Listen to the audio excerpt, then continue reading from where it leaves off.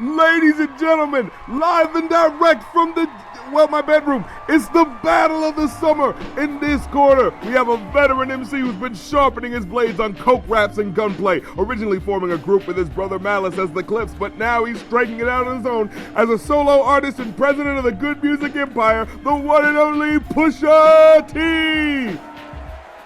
And in this corner, the unexpected reigning champion of mainstream rap diss tracks, your boy Drizzy Drake.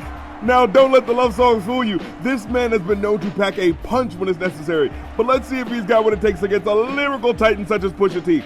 Now, I believe we all remember where we were when the Champagne Poppy himself devastated the competition and put Meek Mill on ice with his patented back-to-back attack. And we're going to see today if Pusha T can succeed where others have failed. Oh, there's the bell, and the match begins. Now we see Pusha T pulling off his new infrared move. He says, "Niggas beats is banging, nigga, your hooks did it. The lyric pinning equals the Trump winning, oh," and the topical low blow, comparing him to the current presidential administration and the scandal of how he got to his current high status through dishonest means. Pusha is coming out bold on this one, making it clear that he is pulling no punches, and follows it with this lyric. "The bigger question is how the Russians did it. It was written by Nas, but it came from Quentin. Oh my goodness, your boy Pusha T not letting up with the disrespect concerning who's really responsible for Drake's popularity and accolades. But oh no, Drake returns fire with the Duppy Freestyle. Drake returns fire with the Duppy Freestyle." He starts his verse by saying, "So if you rebuke me for working with someone else on a couple of V's, what do you really think of the nigga that's making your beats? Oh no! Oh no!" Drake is making it absolutely clear that he will not tolerate hypocrisy by pointing out that the star of the good music label himself, Kanye West, has notoriously used ghostwriters. A powerful retort indeed. He then goes on to say, "I've done things for him I thought that he would never need. Father had to stretch his hands out and get it from me. Oh no! Do you see what he's doing? Do you see?" Drake knows that nothing gets an audience on your side more than looking like the good guy. And by bringing up the fact that Kanye, the founder of the good music label, was begging for money a few years ago and using Kanye's song titled "Father Stretch My Hands" just to drive the knife deeper, this entire match is now reframed as an ungrateful Pusha T, biting the hand that fed the hand that feeds him. Then he says, "I just left from over by y'all, putting pen to the sheets, tired of sitting quiet and helping my enemies eat. The devastation continues. The devastation continues." Now here he's bringing up the fact that he just got done working with Kanye West for his latest album. And notice how he doesn't frame this as being angry or something that he wants to do. He paints himself as reluctant, as being taken advantage of by artists who are willing to collaborate with him and take money from his work, but talk out the side of their mouths about him. Especially seeing that once again, Pusha T is the president of good music, and yet he's making diss tracks to a guy who just helped out one of your label mates for an album. So where's the disrespect coming from, bro? What is the origin of the disrespect? But then he falters a few lines in. He says, "Must have had your infrared wrong. Now your head in the beam. Y'all are the spitting image of whatever jealousy breeds." See, yeah. Now he tried to reverse his title on him, but it doesn't quite connect. Like, is he saying that the scope is backwards? It's just kind of corny up. Now this line sounds like it should have been leading to something more interesting, right? With the "y'all the spitting image of," but then whatever jealousy breeds. It just ended up being kind of vague. But you know, now speaking of going over your head to the real check writers in charge, we've got now Pusha T coming back with some heat. Pusha T comes back at him with some heat. He says, "At the mercy of a game where the culture's missing. When the CEO's blinded by the glow, it's different." Now, that's a little allusion to Birdman, the man who people say is making the real money off of Drake and Lil Wayne's labels at the end of the day. But then he makes it deep in the rap. Now, check this line. "Believe in myself and the Coles and Kendricks. Let the sock puppets play in their roles and gimmicks. Remember when Will Smith won the first Grammy and they ain't even recognize Hove until Annie?" So we've seen Drake play his little psychological games, but Pusha has some deeper insults up his sleeves too. Basically painting all of Drake's success as the result of an outside white audience that doesn't really appreciate or understand the culture. So now Drake's mainstream success that he could use to lord over Pusha T has been poisoned, because now it carries with it the understanding that that success isn't respected by black culture. Now that's a deep cut. That's getting to someone's identity. You know what I'm saying?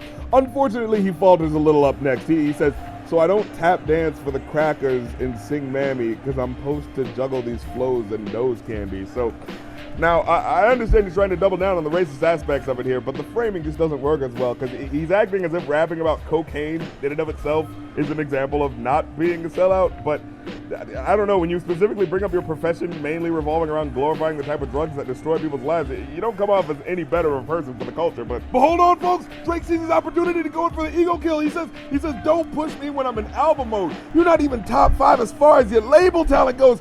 You send shots when I got to challenge those, but I bring calicos to the Alamo. Now look, do you see how my man finesses the wordplay and imagery to keep people invested?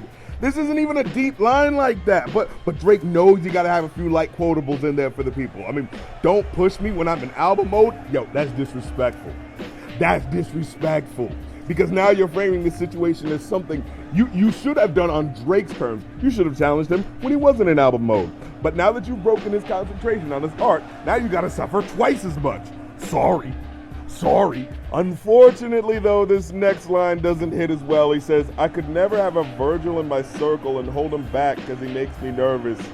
This one doesn't hit because it's specifically about Kanye and some beef he had with a fashion designer he worked with, but that doesn't really relate to Pusha T in any tangible way. I mean, I guess he got a little too distracted by Kanye, and, well, in general, we could all do well by paying a little less attention to Kanye, and oh no, Pusha takes advantage of him being distracted with the next line. He says, and now I want to frame this properly, folks. See, this next line is Pusha showing you how you punch through someone to attack your opponent. See, with Drake's line, he was talking about some ego issue Kanye and a fashion designer was having. That doesn't really relate to anything with Pusha T, though. But when Pusha says, salute Ross because the message was pure, he see what I see when you see Wayne on tour.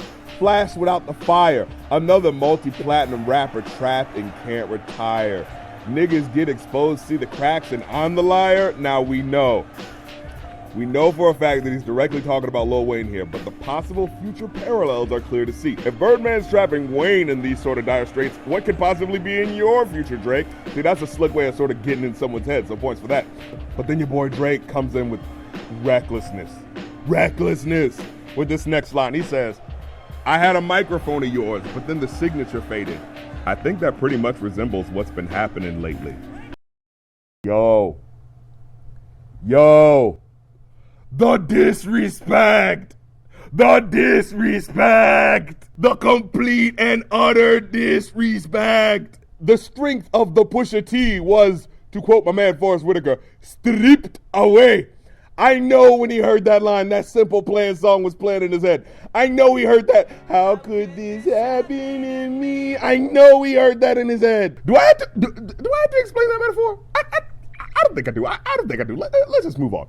Now, as dope as that last line was, unfortunately, your boy Drake gets caught slipping again because he says something that just comes off as insecure. Now, at first he's got a couple of bars. He says, please believe your demise will be televised.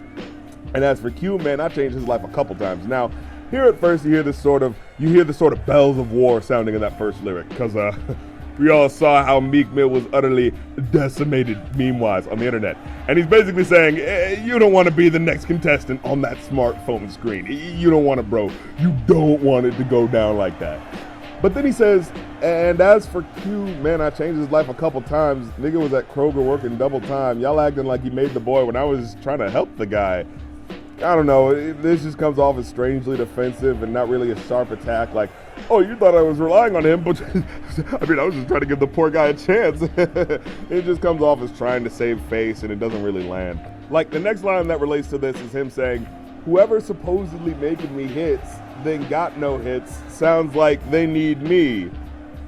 Yeah, that, I don't know about y'all, but that loses some steam punch-wise, because it doesn't feel like a diss to Pusha T as much as it sounds like a warning to his label underlings. Like, yeah, don't get it twisted, the little notes y'all write for me wouldn't be shit without my talent to make it pop. But while Drake was distracted with trying to keep his team in line, trying to play defense, Pusha pierces his defenses with the next line. Your rap songs is trying my patience. Them prices ain't real without inflation.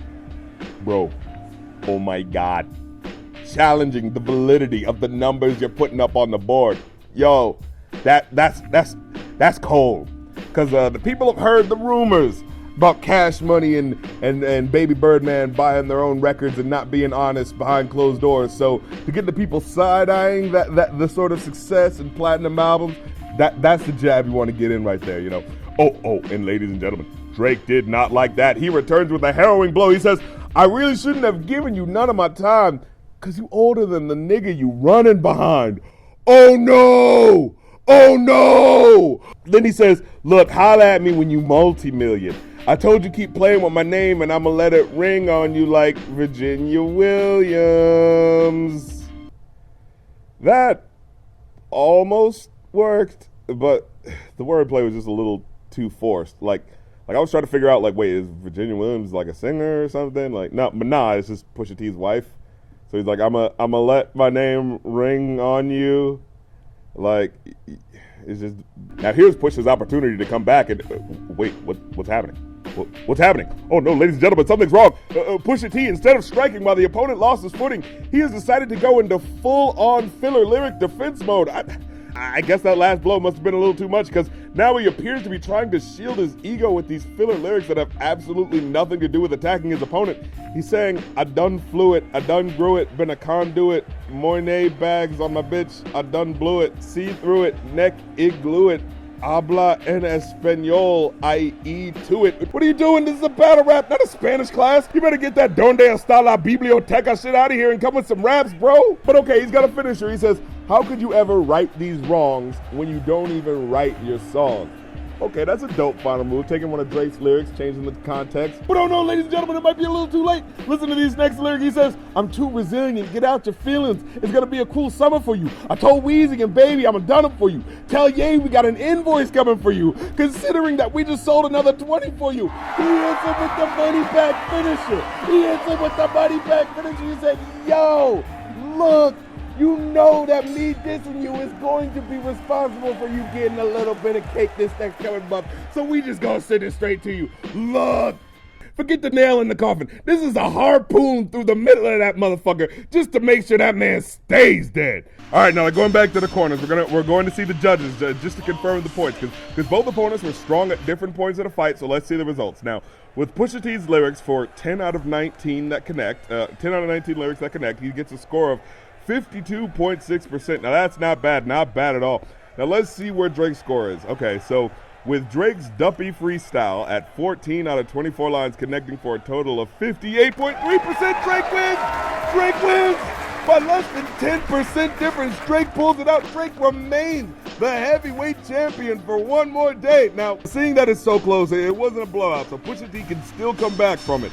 But it requires something that'll blow Drake out of the water, and also hoping that he doesn't have anything in the reserves waiting for you. And if he can make a response this fast, who knows what he'll do if you give him more time, because so far, he's chosen his combatants carefully.